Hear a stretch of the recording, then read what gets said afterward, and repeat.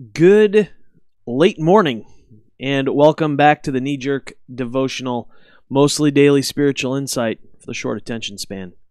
Today is Wednesday, January 26th, 2022, and our passage this morning is John chapter 4, verses 3 through 14.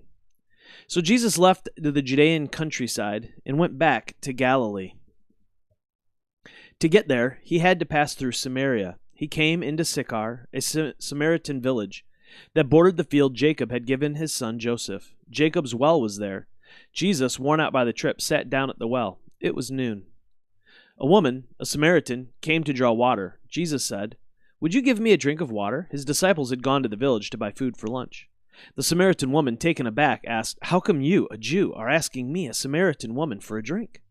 Jews in those days wouldn't be caught dead talking to Samaritans. Jesus answered, "If you knew the generosity of God and who I am, you would be asking me for a drink, and I would give you fresh, living water." The woman said, "Sir, you don't even have a bucket to draw with, and this well is deep. So how are you going to get this living water? Are you a better man than our ancestor Jacob, who dug this well and drank from it, he and his sons and livestock, and passed it down to us?" Jesus said, "Everyone who drinks this water will get thirsty again and again. Anyone who drinks the water I give will never thirst, not ever. The water I give will be an artesian spring within, gushing fountains of endless life."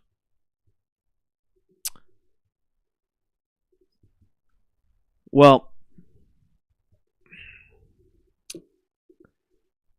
the interaction between Jesus and the Samaritan woman is one of my favorite stories in the whole of the scriptures. There are so many layers. I could probably write 3 or 4 days worth and not even scratch the surface. And that's just the theological stuff from the story. The applications of the story in our lives are almost overwhelming. What really struck me this morning is when Jesus says, "If you knew the generosity of God and who I am."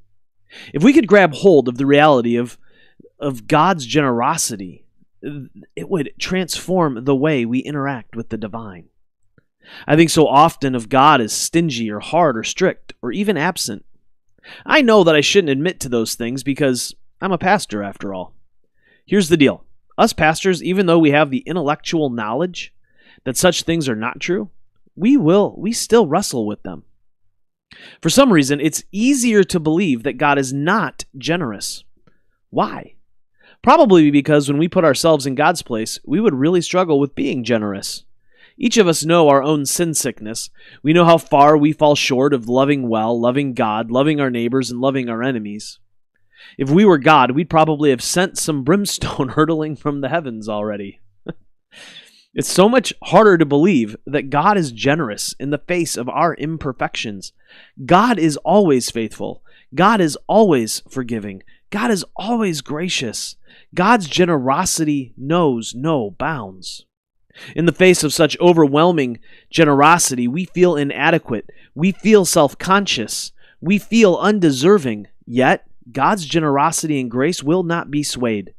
This generous God lavishes grace and mercy and love on those made in God's image.